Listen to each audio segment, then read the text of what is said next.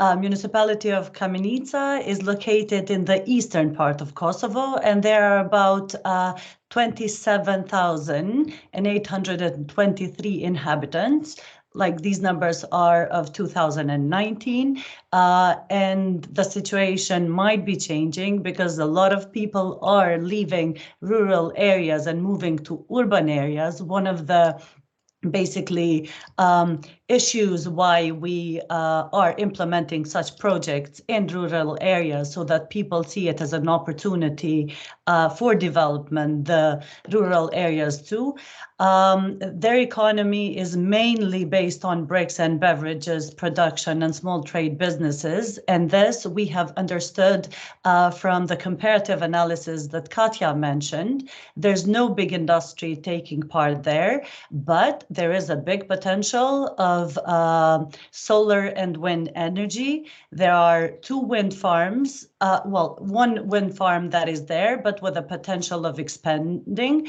And there is also solar green energy that is producing 3 megawatts.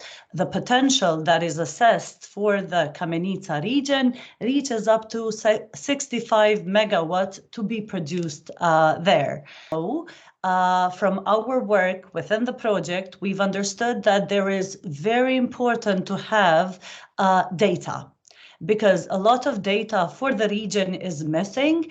And in order to make proposals based on analysis, it is important to record these data.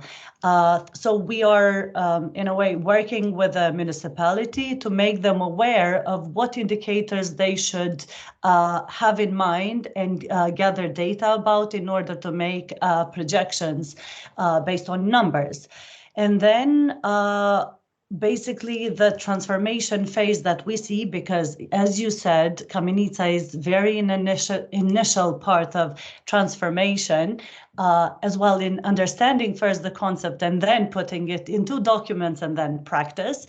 The way we've seen the transformation going there, the second step would be identification of development concerns, so that there is a diagnosis, and then pre-planning. Basically to see possible solutions and long list of proposed public policies, because a lot in the local level are missing. The national level has moved quite fast based on requirements from the EU process, but in the local level, they remain behind. So we are working with them in order to make them have proper public policies in place. And then is the assessment, evaluation of the selected public policies that would transform the region. And then, of course, it is important to have the budget and the funding sources so that they know where to allocate money. And I'll talk about the first part, which is a success criteria for the project implementation is actually that there is will to have a more comprehensive strategic document that thinks about transformation. And there is will for knowledge. So there are responding positively to all the workshops, all the study trips that we have done. And from what we've seen, since there is no industry and in a way potential except in producing energy, because the geographical position, the farm to table concept is very much welcomed. Because that would bring then tourism. So they think, and we think, that the comparative advantage of Kamenica region is tourism, their own producing of energy as well.